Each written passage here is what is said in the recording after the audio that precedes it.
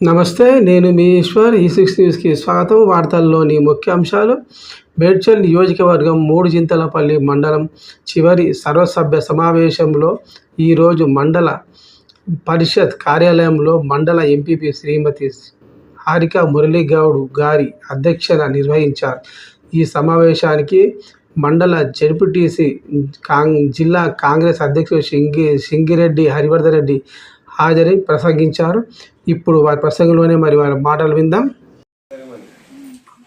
చాలా మంది ఎంపీడీఓలు వచ్చి అందరూ బాగానే ఉండే, కానీ మేడం వచ్చిన తర్వాత ఒక ఇంటి మనిషిలాగా నేను ఎప్పుడు ఆమెను అప్రిషియేట్ చేస్తుంటాను. మొట్టమొదటి వచ్చినప్పుడు కూడా మన కుటుంబంలో వ్యక్తి ఎట్లయితే బతిమలాడుకుంటారో బాగుంటారో, ఏదో డ్యూటీ చేసినట్టు జాబ్ చేసినట్టు చేయలే.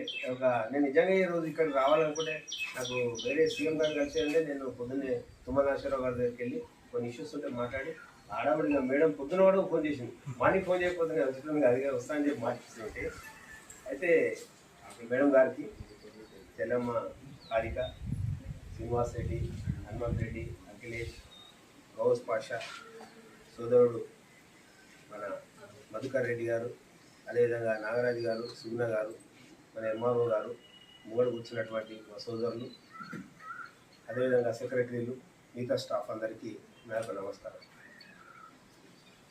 నాకు ఈ మండలంతో కానీ ఈ గ్రామాలతో కానీ దాదాపుగా నిరంతరంగా, అంటే రోజు నిరంతరంగా 30 సంవత్సరాలు అయింది.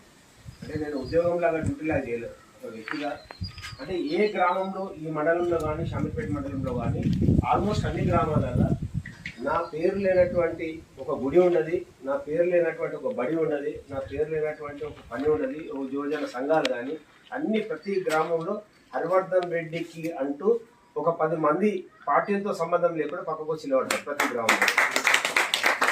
అది నేను సంపాదించుకున్నాను. సరే, నేను చాలా పెద్ద రాజకీయాలు చేసిన. నేను 99లోనే నేను రాజశేఖర రెడ్డి గారు తీసుకున్నప్పుడు నేను ఎమ్మెల్యేగా మేడ్చల్ ఉమ్మడి నియోజకవర్గం అంటే కుత్బుల్లాపూర్, ఉప్పల్ ఇదంతా కూడా ఈ నియోజకవర్గం కిందనే ఉండే చాలా పెద్ద నియోజకవర్గం దేశంలోనే. నేను ఇక్కడ నుంచి ఎమ్మెల్యే అవకాశం రావడం మొత్తం రాష్ట్రంలోనే అతి పిన్న వేసుకునే చాలా చిన్నది. అందరిలో దేవేంద్ర గౌడ్ మీద నేను పోటీకి రాజశేఖర రెడ్డి గారు అభిప్రాయం జరిగింది. సరే, అప్పుడు ఉన్నటువంటి ఈక్వేషన్స్లో నేను ఓడిపోవడం, ఇప్పుడున్నటువంటి అన్ని పార్టీల్లో ఉన్నటువంటి అందరు నాయకులు ఇంక్లూడింగ్ మధుకర్ రెడ్డితో సహా అందరూ కూడా నా శిష్యులుగానే ఉన్నోళ్ళే. ముందు ఫస్ట్ పెట్టిన బీజం నేనే. అందరూ రాజ్యం వెళ్తున్నటువంటి యువత అందరూ కూడా ఆల్మోస్ట్ రంగారెడ్డి జిల్లాలో ఉన్నటువంటి వాళ్ళందరూ కూడా నేను తయారు చేసినటువంటి యువకులే ఈరోజు వివిధ పార్టీలలో అన్ని రకాలుగా ఉంటున్నారు. ఇది ఒకటి. రెండోది ఏంటంటే, ఈ మండలంలో మీరు ఒకటి చూస్తున్నారు, నేను ఇంకో రకంగా చూస్తాను. మీరేమనుకుంటారు అంటే ఈ మండలంలో ఉన్న వాళ్ళు చాలా అమాయకులు, వీళ్ళు చెప్తున్నాండి వీళ్ళు ఏంటంటే నోరు తక్కువ పని పెడతారు, దిమాగ్ ఎక్కువ పని పెడతారు, అందుకే మాట్లాడితే వేస్ట్ అని చెప్పి ఎక్కడ అవసరమో అంతే మాట్లాడతారు మా వాళ్ళు. నేను చాలా మందికి చెప్తా, కొంతమంది ఏం చేస్తారంటే మోటుగా రాజకీయ నాయకులు మీరు కూడా చూసింటారు, వాళ్ళకి సబ్జెక్ట్ ఉండదు, వస్తాడు పిచ్చి పిచ్చిగా మాట్లాడతారు, వెళ్ళిపోతారు, దానివల్ల పని జరగదు. నేను ముందు నుంచి అదే చెప్తుంటే నాయకులకు, నేను యూత్ కూడా అందరు క్లాస్ ఇస్తుంటే వాళ్ళ కాళ్ళ మీద వాళ్ళు నిలబడాలి, ఎట్లా మనము బాడీ లాంగ్వేజ్ ఎట్లా ఉండాలి, మనం మాట్లాడేటప్పుడు ఎట్లా ఉండాలి, ఎట్లా చూడాలి, ఎదుటి వాళ్ళతో ఎట్లా మాట్లాడాలి, చాలా ట్రైనింగ్ క్లాసులు చాలా మంది యూతకు పెట్టాను. అధికారులలో కూడా రకరకాలు ఉంటారు, నేను కాదన్నాను. కానీ ఏదేమున్నా అధికారులను తిడితేనో బెదిరిస్తేనో పనులు అయితే అనుకునేది చాలా తప్పు. ఎందుకంటే 90% మనం ఏంటంటే మంచి మనసుతో పని చేయించుకుంటే వాళ్ళు కూడా పని చేయాలనేటువంటి మనసుతో పని చేస్తారు. మనం ఏదో ఇష్టమైనట్టు మాట్లాడితే డ్యూటీ చేస్తే పని జరగదు. మనసుతో పని చేయాలంటే ఒకవైపు నాయకులు, ఒకవైపు అధికారులు కలిసి ప్రజలకు మంచి చేసేటువంటి పరిస్థితి తీసుకురావాలనేది నా ఉద్దేశం. ముఖ్యంగా ఇక్కడ ఎంపీపీ గారు ఆయన, ఇక్కడ మురళి ఎవరో కాదు, మురళి నా శిష్యుడే.